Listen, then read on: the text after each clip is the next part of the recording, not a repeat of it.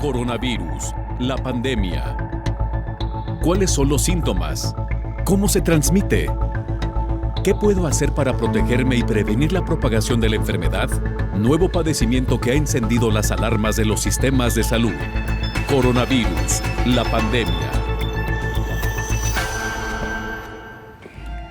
¿Qué tal? ¿Cómo le va? Bienvenido a este programa especial de Coronavirus, la pandemia. Un gusto acompañarle en este programa semanal en el que hacemos un recuento, una recapitulación de lo que ha acontecido en los últimos días para mantenerlo actualizado en torno a esta pandemia de COVID-19.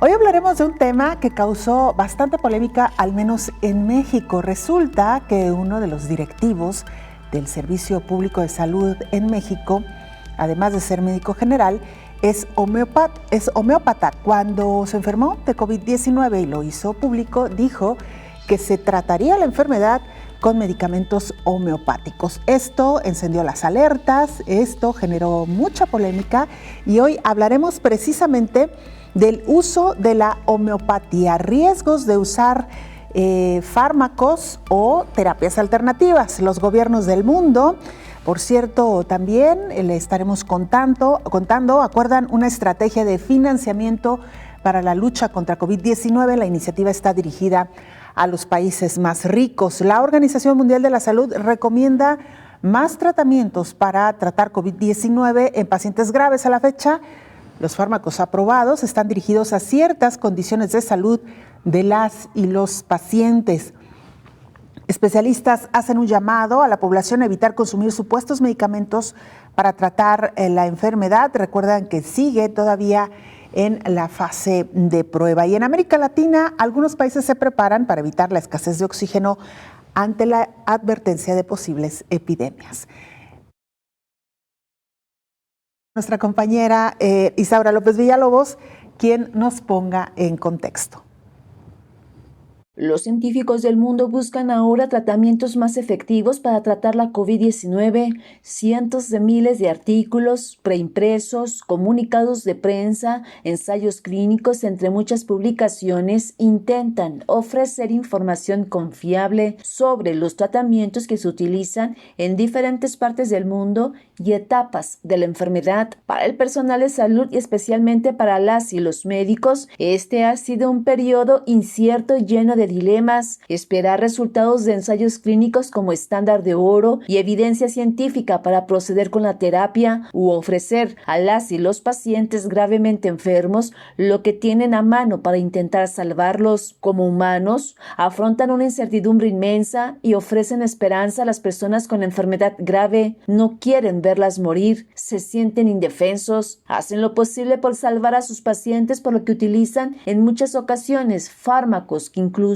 algunas naciones ya han dejado atrás. Cierto es que la patología de la enfermedad se comprende mejor y las estrategias de tratamiento parecen estar más claras. Al comienzo, el objetivo es evitar la enfermedad grave e impedir la replicación del virus. Si avanza la infección, el reto principal lo constituye la respuesta inmune hiperactiva que causa estragos en los órganos. Terapias, principalmente de medicamentos reutilizados, han demostrado su valía en estas circunstancias. En países como Cuba, el uso de homeopatía se ha estandarizado para tratar enfermedades infecciosas como la influenza, dengue, gripales y ahora fue aprobado para su uso contra la COVID-19. Se trata de un fármaco que dice cumplir con lo reglamentado por esa nación y es fabricado por el laboratorio del Estado Biocuba Pharma. Informó Isaura López Villalobos.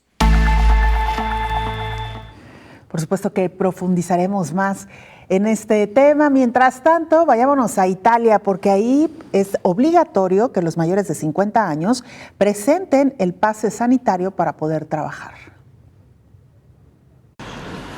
Más restricciones anti-COVID en Italia. A partir de este martes, para ir al trabajo, los mayores de 50 años deberán presentar el certificado sanitario reforzado, que indica que su titular tiene la pauta completa de vacunación o ha pasado el coronavirus. A quienes no lo tengan, no solo no se les dejará acceder a su puesto de trabajo, sino que se enfrentarán a multas de entre 600 y 1.500 euros. Lo tengo y creo que es útil porque mucha gente no está todavía vacunada. Es un poco forzarlos. Esperemos que no sea necesario durante mucho tiempo. Los trabajadores de esta franja de edad son casi 9 millones en Italia. ¿Estás de acuerdo? No, para nada, es odioso. ¿Pero lo tienes? No, tengo un test negativo. Este pase sanitario es importante para que nos vacunemos por el bien de todos. Pero creo que han aprobado leyes muy restrictivas. A pesar de la prohibición de la prefectura, decenas de personas contrarias a la inmunización obligatoria se han manifestado ante la sede del Parlamento Europeo en Estrasburgo. Desde este martes, Francia exigirá una tercera dosis de recuerdo para conservar la validez del pase sanitario. Deberá administrarse 4 meses después de la segunda inyección, excepto para quienes hayan contraído la enfermedad desde entonces. Según el Ministerio de Sanidad, hasta 4 millones de personas podrían perder su certificado por no cumplir con la nueva medida. Además, el pase sanitario pasa a ser obligatorio y ya no se admitirán pruebas de coronavirus negativas. Y a partir de este miércoles se podrá volver a bailar y beber en las discotecas, cerradas desde el pasado 10 de diciembre. Y anuncian 2 estudios de COVID prolongado para el Congreso Europeo. 2 estudios que se presentarán en las próximas reuniones de sociedades de profesionales sugieren que algunos síntomas de COVID prolongado pueden estar relacionados con el efecto del SARS-CoV-2 en el nervio vago y que el uso de contrapulsación externa mejorada que aumenta el flujo sanguíneo pueden mejorar algunos de estos síntomas respectivamente. De acuerdo con el reporte de la Universidad de Minnesota, el COVID prolongado puede afectar a hasta 15% de las personas que sobreviven a sus infecciones con síntomas como fatiga, dolor muscular y problemas cognitivos que persisten durante meses. Por el momento, ninguno de los estudios ha sido revisado por pares. En el Congreso Europeo de Microbiología Clínica y Enfermedades Infecciosas, programado del 23 al 26 de abril en Lisboa, Portugal, un equipo dirigido por investigadores en España discutirá el papel del nervio vago cuando se trata de COVID prolongado. El nervio vago va desde el cerebro hasta el torso, el corazón, los pulmones, los intestinos y varios músculos, incluidos los que intervienen en la deglución.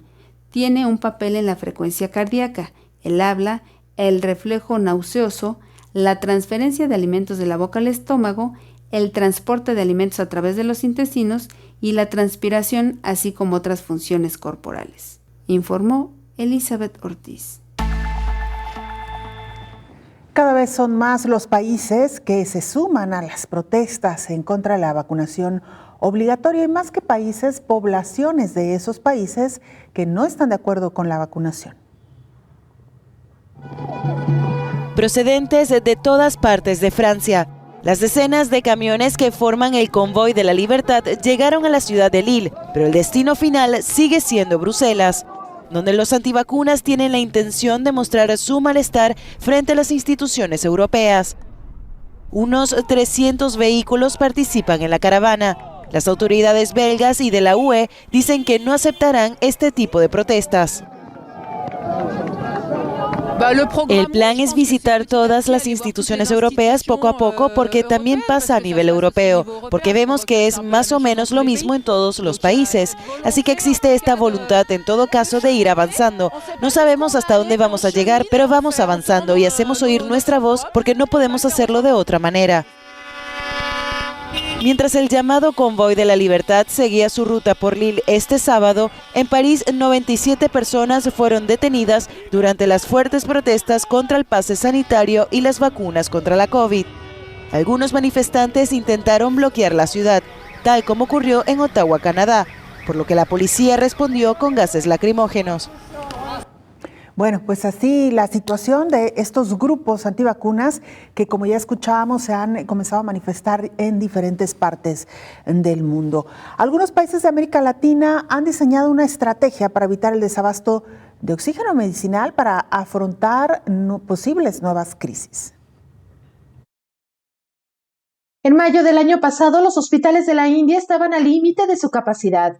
El país se encontraba en el epicentro de la pandemia de COVID-19 y con la necesidad urgente de proporcionar suficiente oxígeno médico a los pacientes más graves, incapaces de respirar sin ventiladores, y la demanda se multiplicaba por 10. A finales de abril, India sumaba casi 18 millones de casos confirmados y más de 200,000 muertes. Algunos hospitales se vieron obligados a colgar carteles de oxígeno agotado, mientras que otros pidieron a los pacientes que buscaran tratamiento en otro centro. Tras esta grave crisis vivida en ese país, los especialistas han hecho una serie de recomendaciones para aumentar de manera significativa la producción de este tipo de oxígeno, que ya está en proceso. El gobierno está financiando más de 1,000 nuevas plantas que producen 1,750 toneladas de oxígeno al día, y se han creado más instalaciones con apoyo regional y del sector privado en la India. Sugieren además ofrecer respaldo a los hospitales que quieran construir las plantas en su propio centro, lo que simplificaría el problema de distribución. En algunas zonas, como el estado de Bihar, se dan incentivos a las empresas como terrenos o servicios públicos subvencionados y financiación a bajo interés. Una vez puestos en marcha los emplazamientos, su mantenimiento es clave, algo que falló en el pasado debido a la falta de recursos. Lo mismo ocurre con los tanques de almacenamiento y los sistemas de entrega, como los camiones especializados. Se requiere gente formada para gestionar las plantas y la India ha puesto en marcha una iniciativa para capacitar a 8,000 técnicos. Los expertos constataron que durante la crisis de mayo de 2021, el problema no era tanto la escasez de oxígeno médico como la concentración del producto en el este de la India y la incapacidad por la red de distribución para responder a la alta demanda que se multiplicó por 10. Por su parte, la Organización Mundial de la Salud llamó a las naciones a poner atención en este trabajo preventivo que la India desarrolla para poder enfrentar una nueva crisis similar por falta de oxígeno y no solo provocado por la COVID-19. Informó Rocío López Fonseca. Hacemos una pausa muy breve, regresamos con más información.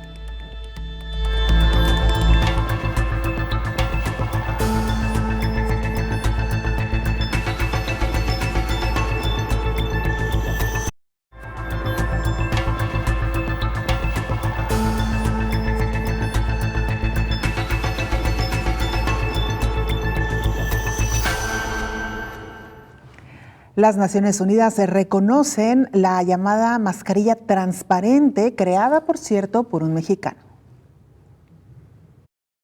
Rafael Salafranca tiene 42 años de edad. Es publicista y es una persona sorda, pero luego de mucho esfuerzo y años de terapia, aprendió a hablar y comunicarse con oyentes sin la necesidad de intérpretes ni de aprender la lengua de señas mexicana. Entonces llegó COVID-19 y en medio de la pandemia se volvió obligatorio que las personas utilizaran mascarillas que les cubren la mitad de la cara. Imposibilitado para leer los labios y descifrar las expresiones faciales de sus interlocutores, Rafael sintió que estaba adquiriendo una nueva discapacidad, la de comunicarse. Él creó una mascarilla transparente. Con la COVID-19 están aumentando las desigualdades para las poblaciones vulnerables en países con sistemas sanitarios más deficientes y en países que se enfrentan a crisis humanitarias existentes. De acuerdo con Naciones Unidas, el secretario general del organismo internacional, Antonio Guterres, reveló cómo las personas con discapacidad corren mayor riesgo de contraer COVID-19, desarrollar patologías más graves y de morir a causa de la enfermedad. En el documento se reconoce que la distribución de equipo de protección personal para las personas con discapacidad debe adaptarse a sus necesidades. Por ejemplo, dado que las mascarillas impiden leer los labios o ver las expresiones faciales, para las personas sordas o con audición reducida serán más útiles las pantallas de protección facial, señala el informe. De acuerdo con el Censo de Población y Vivienda 2020, en México hay 6.1 millones de personas con algún tipo de discapacidad, de las cuales 22% tiene dificultades para oír, inclusive utilizando algún aparato auditivo, y 15% tienen problemas para comunicarse con los demás, informó Elizabeth Ortiz. Enhorabuena por esta creación, esta adecuación en las mascarillas para evitar contagios. Y líderes mundiales continúan diseñando estrategias conjuntas para lograr más financiamientos en la lucha contra el COVID-19. Varios líderes mundiales lanzan una campaña para cubrir los fondos necesarios en la lucha contra la COVID-19 a través del llamado acelerador ACT. La inversión permitirá contar con herramientas esenciales como vacunas y pruebas y proporcionárselas a los países de ingresos bajos y medios. El índice de vacunación en estos últimos no supera el 10%. Varios gobiernos del mundo acordaron un marco de financiación en apoyo del acelerador ACT, un mecanismo de colaboración internacional en la lucha contra la COVID-19. La iniciativa está especialmente dirigida a los países más ricos.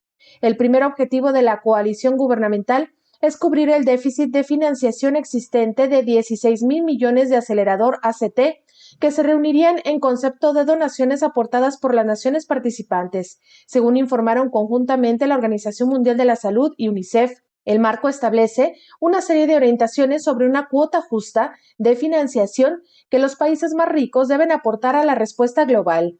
La aportación se calcula en función del tamaño de su economía nacional y de los beneficios que les reportaría una repercusión más rápida de la economía y el comercio mundiales. Los 7,000 millones de dólares restantes los autofinanciarán los países de ingresos medios, utilizando recursos nacionales para cubrir ciertas necesidades de adquisición y contando con el apoyo de los bancos multilaterales de desarrollo.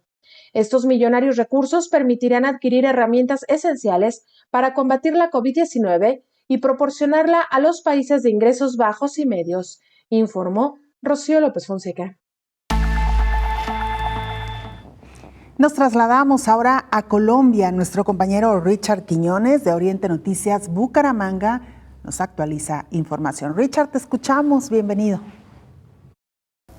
Hola, ¿qué tal? Un saludo especial desde Colombia. Les contamos desde esta zona de Latinoamérica cómo avanza el COVID-19 y también la actuación de las autoridades sanitarias frente a este tema. En las últimas horas se contabiliza un promedio de 25,000 nuevos casos activos que se presentan en esta región. Además, son 3,162 casos nuevos y 186 fallecidos a causa del virus. Se procesaron 29,676 pruebas, de las cuales 17,447 son PCR y 12,229 de antígenos. El país llegó a 6,023,257 casos de COVID confirmados desde que empezó la pandemia en marzo del año 2020. Colombia cumple ya a la fecha un año de haber recibido el primer lote de vacunas y el país ha adquirido más de 100 millones de dosis, de las que alrededor de 75 millones han sido aplicadas hasta el momento. Es la información desde Colombia. Continúen ustedes en México con más de la pandemia. Muchas gracias, Richard, y como siempre aprovechamos para enviar un saludo a nuestros hermanos sudamericanos, hoy particularmente a nuestros hermanos colombianos.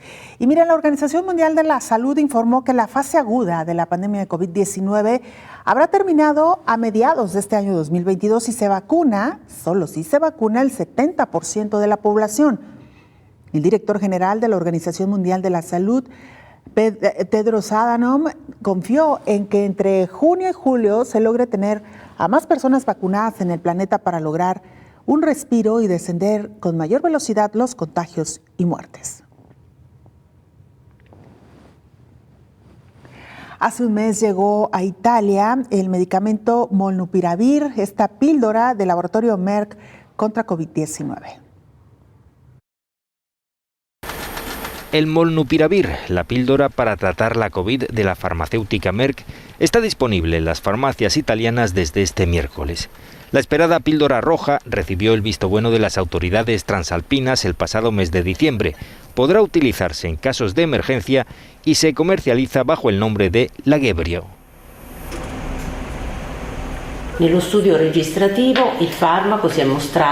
el estudio se demostró que el fármaco es eficaz para reducir el riesgo de hospitalización o muerte en aproximadamente un 30%. Es importante subrayar que este fármaco es un arma adicional, pero la vacuna sigue siendo la herramienta principal para proteger a todos los individuos. Inicialmente se dijo que la eficacia rondaba el 50%. El tratamiento de 2 pastillas diarias se debe iniciar en los 5 primeros días tras la aparición de los síntomas, en caso contrario es inútil. Algunos países como Francia han renunciado a su utilización. El antiviral Paxlovid de la farmacéutica Pfizer, que llegará a Italia a finales de mes, promete sobre el papel reducir en más del 80% los riesgos de hospitalización o muerte por COVID-19. ¿Qué ha pasado con los medicamentos desde que se conoció esta enfermedad de COVID-19? Quizá una de las hebras o de los caminos que se ha recorrido con mayor lentitud. Tuvimos pruebas para la detección de la enfermedad, tuvimos vacunas también para prevenir esta enfermedad, pero ¿qué pasa con los medicamentos? Rocío López Fonseca nos actualiza. La Organización Mundial de la Salud recomendó oficialmente 2 nuevos tratamientos contra la COVID-19 en casos muy precisos. Con estos 2 fármacos, ya son 5 que cuentan con la aprobación del organismo para tratar el virus. En un informe publicado en una revista médica, los expertos de la OMS recomiendan un tratamiento a base de anticuerpos sintéticos, el sotrovimab, y un medicamento utilizado generalmente contra la poliartritis reumatoide, el baricitinib. Sin embargo, aclara la publicación que esas medicinas no están destinadas a cualquier paciente. El sotrovimab se recomienda para pacientes que contrajeron COVID-19 sin gravedad, pero con alto riesgo de hospitalización. Su beneficio en pacientes que no corren ese riesgo es demasiado bajo. En cuanto al baricitinib, se recomienda para pacientes aquejados de un COVID grave o crítico y hay que administrarles una medicina combinada con corticoides. En esos pacientes, eso mejora la tasa de supervivencia y reduce la necesidad de someterse a ventilación mecánica.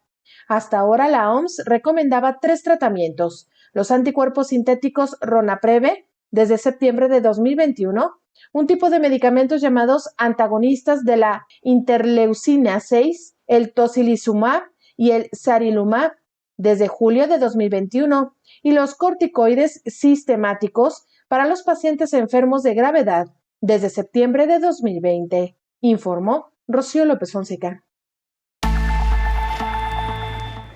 Como siempre, es un gusto coincidir en esta mesa de trabajo con el doctor Héctor Raúl Pérez Gómez, infectólogo, además internista. Doctor, bienvenido. Muchas gracias, Belén. Qué gusto saludarte. Buen día. Igualmente, doctor, hoy con un tema que además también es muy acorde a una de sus áreas de especialización, que es los medicamentos, doctor. Claro. Hoy queremos hablar de estos tratamientos, pocos o muchos que existen para tratar COVID-19, versus otras terapias como la homeopatía. Y si me permite muy brevemente, doctor, le recordaba a la audiencia que esto en parte surgió porque uno de los directivos de una de las instituciones públicas de salud en México, pues es homeópata de profesión, además de médico general, y causó mucha polémica su tuit cuando enfermó de COVID, que dijo sería tratado o se trataría con homeopatía. Eso es. Esto generó un revuelo, doctor. Sí, definitivamente generó una serie de comentarios, particularmente de profesionales del área de la salud que perfectamente identifican, y me sumo a esto, identificamos que la terapéutica, no solamente en enfermedades infecciosas, sino en general, se debe alinear a principios fundamentales de la investigación básica y de la investigación clínica. ¿Y a qué me refiero, Belén? Se debe necesariamente seguir una serie de etapas en la investigación y en los protocolos para poder decir que una determinada sustancia, un determinado fármaco, tiene una utilidad en la terapia de determinada enfermedad. Existe primero investigación básica, en donde identificamos que una molécula tendrá utilidad porque en el laboratorio se encontró que tenía capacidad de inhibir a un virus, por ejemplo, inhibir el crecimiento de una bacteria, por ejemplo, etcétera. Y ese trabajo en el laboratorio luego se traslada al área clínica, en donde al inicio es posible que se utilicen fármacos en voluntarios sanos, es posible que después de ello en voluntarios con alguna enfermedad o con la enfermedad en cuestión, y luego vienen ya los protocolos comparativos, por ejemplo, con placebo. Luego vienen a mayor escala, y por eso en esta mesa de trabajo hemos hablado en muchas ocasiones del ensayo clínico fase 2, del ensayo clínico fase 3, que han venido ocurriendo para el tratamiento de COVID, o el caso de las vacunas anti-COVID. Entonces, regreso a esta pregunta. El que no existan publicaciones formales, científicas, de que un determinado compuesto, sea homeopático o sea un compuesto de otra naturaleza, el que no existan suficientes ensayos clínicos para determinar que fue una gran ventaja utilizarlos versus no utilizarlos, no puede llevar a la conclusión y mucho menos a la recomendación pública de que se utilice, porque eso entraña una grave responsabilidad. La responsabilidad de que las personas se confíen de algún fármaco o componente químico, etcétera, incluyendo homeopatía, y entonces el riesgo de que evolucione la enfermedad a gravedad sin haber tenido una actuación oportuna.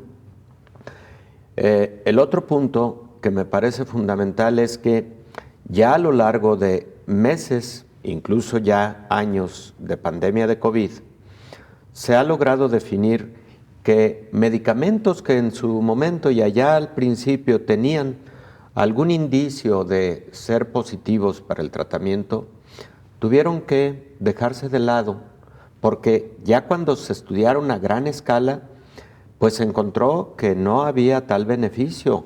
Fue el caso de hidroxicloroquina, fue el caso de ivermectina, fue el caso de acitromicina. Todos esos fármacos finalmente quedaron a un lado de las recomendaciones terapéuticas. ¿Qué tenemos en la actualidad?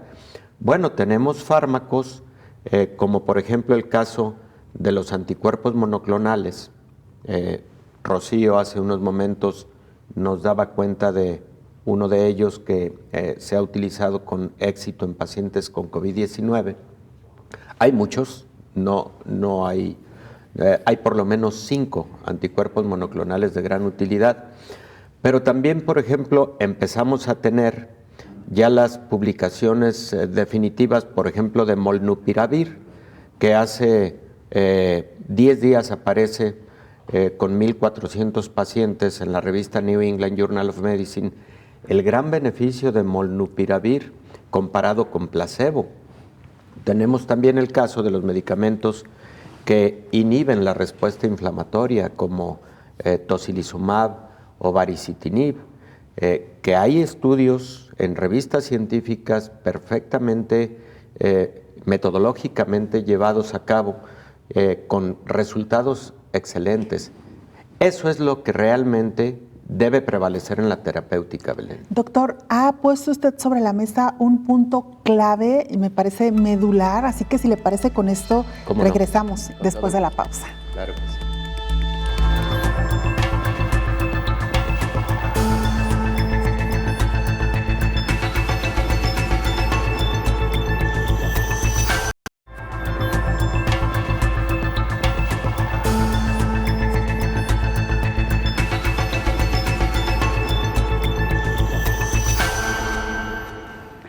Nuestra compañera Elizabeth Ortiz nos presenta precisamente la historia que ya le contábamos, la de un funcionario del sector salud en México que dijo se trataría con homeopatía. El 29 de enero había una alta incidencia de casos de COVID en México. En esa sola jornada fueron 42.582 nuevos casos, más de 1.744 por hora. Justo ese día, el director del Instituto de Seguridad y Servicios Sociales para los Trabajadores del Estado, Pedro Centeno Santaella, informaba en su cuenta de Twitter que dio positivo a COVID. Pero lo que fue relevante aquella tarde no fue que el funcionario estuviera entre los 42,000 casos, sino que Santaella dijo que tenía síntomas leves y que estaba bajo un tratamiento homeopático.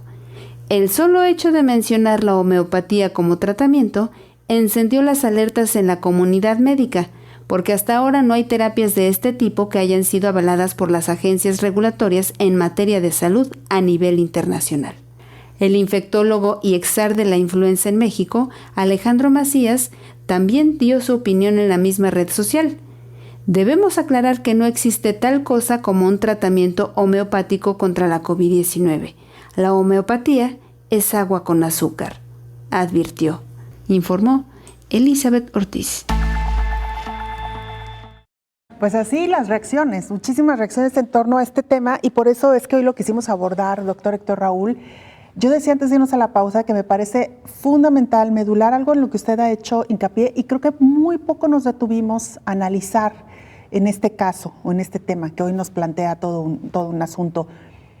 No importa cuál sea la medicina, si se trata de alopatía, si se trata de homeopatía, si se trata, como lo decía, de herbolaria, medicinas milenarias que incluso existen en el mundo, lo que realmente importa es que el medicamento que se esté usando para tratar COVID-19 esté debidamente probado en las diferentes fases. Así es. Y avalado, además, por las agencias regulatorias o por las áreas especializadas, doctor. Es correcto, Belén. Y además, esto aplica también para la medicina alopática, que es, digamos, la que tiene una más amplia difusión, cobertura, estudio, etcétera. Pero incluso dentro de la medicina alopática existen situaciones en donde no se puede permitir el uso de un determinado fármaco solamente por experiencias anecdóticas. Ojo con esto. Las experiencias anecdóticas no pueden ser el sustento de la autorización, la regulación y el uso generalizado de un medicamento. Ya decíamos el ejemplo, hidroxicloroquina, cuando los inicios del COVID. Hubo incluso una primer publicación en una revista de muy alto prestigio, el propio New England Journal of Medicine, en donde parecía alentador el uso de hidroxicloroquina. Comercialmente, uno de los productos más comunes en el mundo es Plaquenil, es su nombre comercial.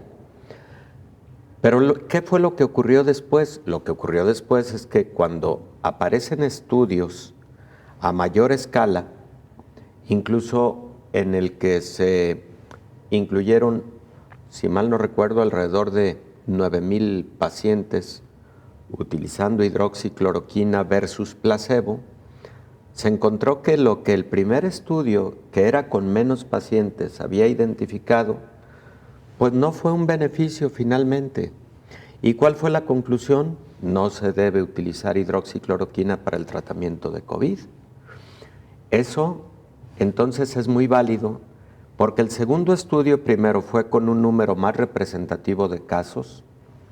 Segundo, fue un estudio aleatorizado y comparativo en donde el paciente pudo haber recibido placebo versus hidroxicloroquina. Y claro, los que recibieron placebo también recibieron todas las medidas de soporte, de atención para COVID.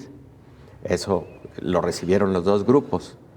Resultados finales, pues incluso hubo una mayor mortalidad en quienes estaban utilizando hidroxicloroquina. ¿Y eso que contradijo el primer estudio? Podríamos decir que sí, pero fueron estudios en diferente contexto metodológico, particularmente en el tamaño de la muestra, a lo mejor en el control de las variables, etcétera. Entonces, ahí está un ejemplo en donde muchos medicamentos, incluso alopáticos, se quedan en el camino. Entonces, si una metodología de investigación del mismo rigor científico no se aplica para medicina alternativa, y esto incluye herbolaria, si no se aplica ese mismo rigor metodológico científico, no se puede entonces decir que determinado compuesto será de utilidad y no se puede entonces recomendar.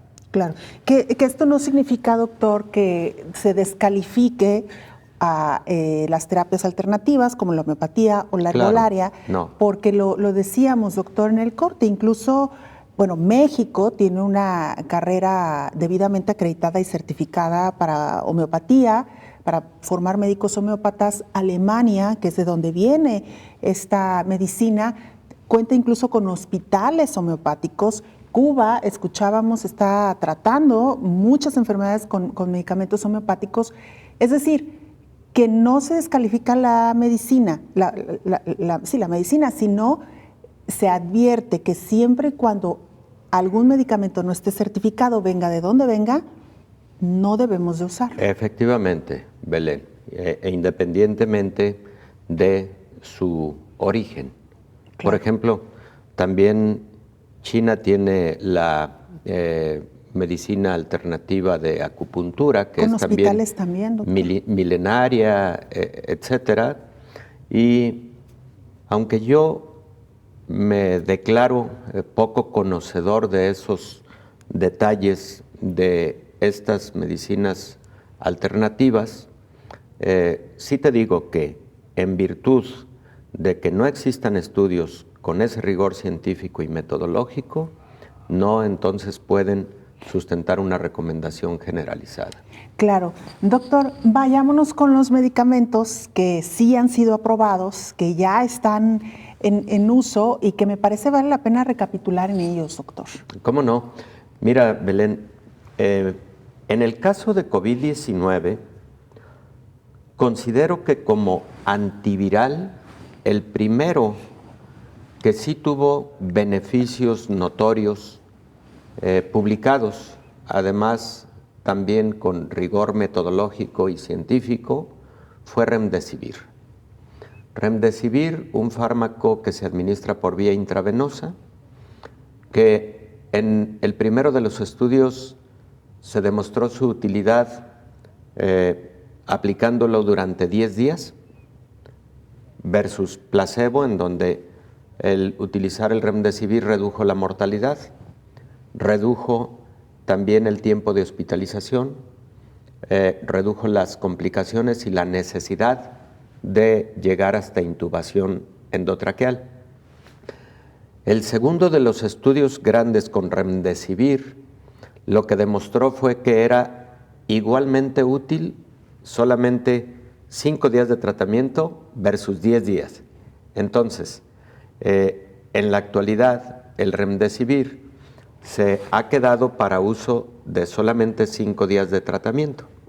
El primer día con una dosis doble de 200 miligramos intravenosos y los otros 4 días con una dosis de 100 miligramos diarios intravenosos. Y hay una más reciente publicación, muy interesante por cierto, en donde utilizar Remdesivir solamente 3 días en un paciente muy sintomático que incluso no esté hospitalizado y en donde se advierte alto riesgo de evolucionar a COVID grave, mostró, digamos, una capacidad del medicamento de detener la progresión de la enfermedad. Entonces, ya se empieza a recomendar Remdesivir también en las fases tempranas.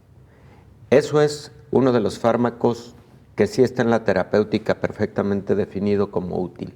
¿Nos cuenta de los otros después del corte, doctor? Belén. Vamos a la pausa, regresamos.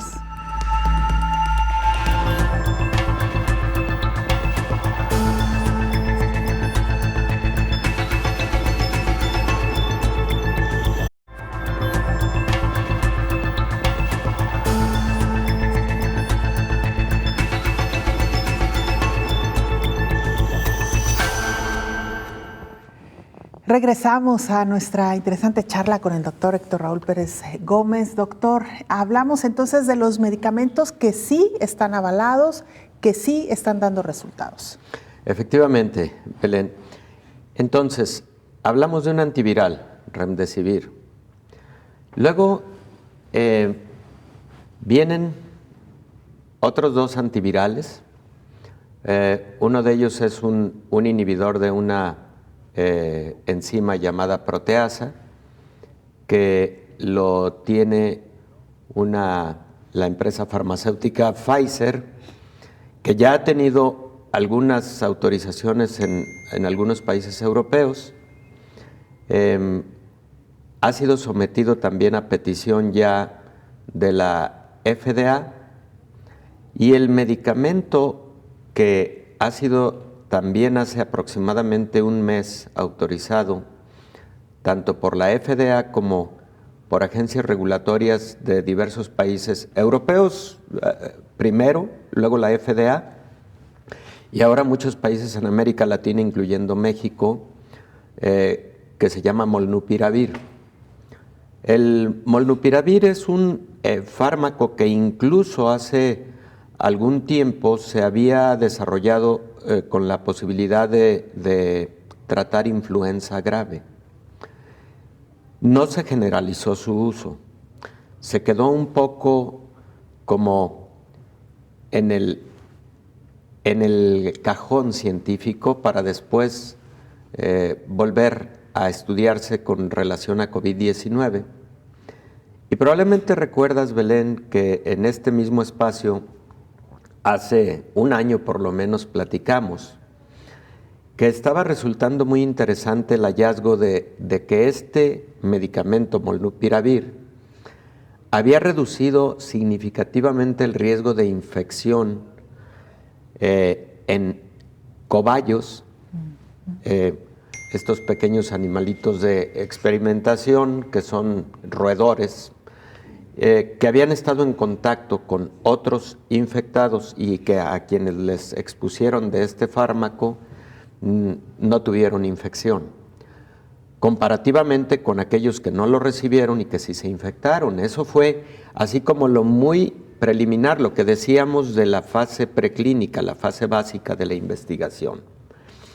Y entonces luego vienen estudios con voluntarios enfermos con COVID-19, hasta llegar a un ensayo clínico que se publica la semana antepasada, en donde participan alrededor de 1,700 personas, si mal no recuerdo. A la mitad les dan Molnupiravir y a la otra mitad placebo, y los objetivos son analizar la sobrevida o la mortalidad a 28 días de haber recibido el tratamiento, el riesgo de hospitalización, el riesgo de enfermedad grave con intubación endotraqueal, etc.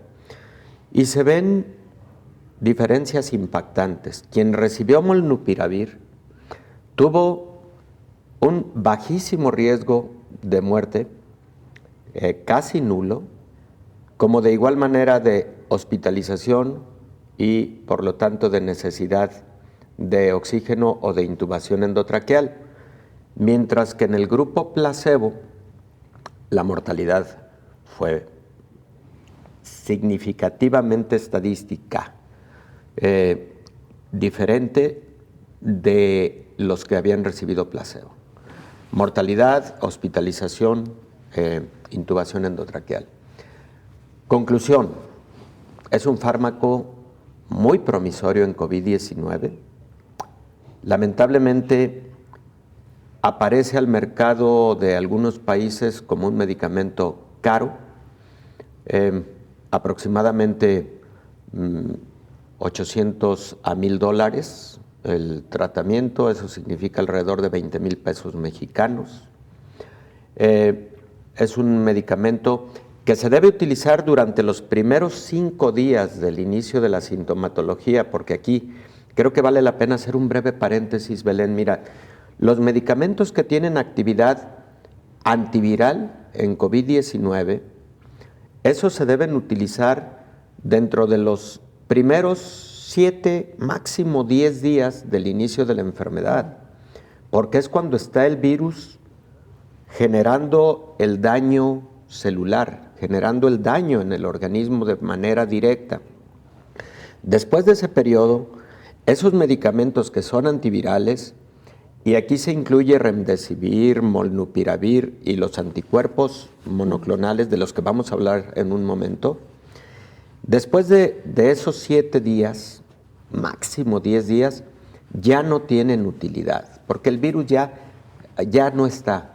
El virus pudo haber dejado daño inflamatorio, pudo haber dejado daño de coagulación incrementada, etcétera, pero el virus ya no está. En esa segunda fase, que es predominantemente inflamatoria y procoagulatoria, ahí los medicamentos que tienen utilidad son los que inhiben la respuesta inflamatoria, como por ejemplo un medicamento llamado tocilizumab, otro medicamento llamado baricitinib, y claro, en los pacientes en donde identificamos alto riesgo de eventos trombóticos por alta coagulación sanguínea, medicamentos anticoagulantes. Entonces, también eso es algo que debe quedar muy claro para las personas que nos escuchan. El COVID es una enfermedad que también tiene momentos, etapas. El COVID, yo siempre he dicho que es una enfermedad causada por un virus llamado SARS-CoV-2 que, como decimos coloquialmente, lanza la piedra y esconde la mano. En los primeros días el virus está ahí dañando órganos y sistemas de manera directa en las células que tienen el receptor para este virus, pero después el virus se va habiendo dejado daño, y esa es la parte que el médico debe y diferencia para poder actuar entonces en consecuencia con el tipo de fármaco adecuado para cada momento, para cada etapa del COVID. Claro. Y los... ay, doctor, perdón, que se me fue el término. Anticuerpos los anticuerpos monoclonales. Monoclonales, doctor. De acuerdo. Mira, Belén. Este es el virus. Esta es una célula humana. Esta célula humana tiene un receptor. Lo hemos platicado en muchas ocasiones. Un receptor que se llama enzima convertidora de angiotensina tipo 2. El virus llega, se une aquí a este receptor, y este receptor tiene una serie de cambios que le permite meter al virus al interior de la célula. Una vez adentro de la célula, el virus daña, pero también se reproduce, se replica. Los anticuerpos monoclonales, ¿qué hacen? Los anticuerpos monoclonales compiten con este receptor, y antes de que el virus llegue y se le una a este receptor de la célula del que hablamos, lo que hace el anticuerpo es llegar, pegarse al virus, y con eso ya no permitir que entre a la célula que pretendía infectar. Eso es lo que hace el anticuerpo monoclonal. Actúa directamente sobre el virus. Actúa directamente sobre el virus de manera competitiva. Es como si fueran anticuerpos que el ser humano desarrolla a través de la vacunación. O la enfermedad. O de la enfermedad. Pero son anticuerpos monoclonales que ya se los damos elaborados al ser humano. Tiene un poco el principio de cuando hablábamos del plasma de fase convaleciente, ¿te acuerdas? Sí, sí. Que también, por cierto, el plasma de fase convaleciente se quedó en el camino. No fue finalmente útil como se esperaba. Pero el principio es que este plasma de una persona que ya tuvo COVID tiene anticuerpos, y entonces esos anticuerpos pueden servir para alguien que está teniendo un COVID activo. Eso era el principio, y ese es el principio de los anticuerpos monoclonales. No, en lugar de darle el plasma, transfundirle plasma a una persona enferma de COVID, ¿qué hizo la industria farmacéutica? Para decirlo de una forma sencilla, tomó los anticuerpos, no precisamente del humano, son anticuerpos, muchos de ellos incluso elaborados de manera biotecnológica. ¿Sintética? Sí, algunos de ellos sintéticos y otros de ellos derivados de especies animales pero purificados. Y entonces ese tipo de anticuerpos monoclonales, que hay por lo menos 10 tipos, 5 de ellos ya en uso clínico y alrededor de 5 en estudio clínico, en ensayo clínico. Uno de ellos, por ejemplo, es bamlanivimab, que se utiliza con relativa frecuencia, carizimibab, que se utiliza con relativa frecuencia. Algunos tienen mejor actividad contra ciertas cepas del SARS-CoV-2. Por cierto, la cepa Omicron se ha visto un poco más resistente al uso de monoclonales. Aquí hago este paréntesis. Entonces es posible que en el futuro los monoclonales tengan también especificidad terapéutica, es decir, que este determinado monoclonal sea mejor contra Delta que contra Omicron, que sea mejor contra Beta que contra Omicron, etcétera. Y es posible que también en el futuro cercano se desarrollen específicos para Omicron, por ejemplo, claro. ¿no? Doctor, pues muy interesante esto que nos comparte. Y nada más muy breve, doctor, antes de despedirnos, ¿cuándo se recomienda la aplicación de los anticuerpos monoclonales? ¿En qué etapa? Igual que los antivirales, en la etapa temprana. En Exacto. cuanto a alguien le resulta positivo y el médico observa que va puede a evolucionar a grave, ahí. Porque en los casos leves no tiene indicación. Ni los antivirales, no es necesario, ni los antivirales, ni tampoco los monoclonales. Doctor, en otro programa nos cuenta cómo el médico determina o cómo saben los médicos cuando un paciente está evolucionando a grave. Me parece muy razonable. Y no solo eso, sino también el paciente que tiene factores de riesgo para evolucionar a gravedad. Interesantísimo. Doctor, como siempre, un gusto. Con todo gusto, gracias. Belén. Nos vamos, que tenga muy buen día.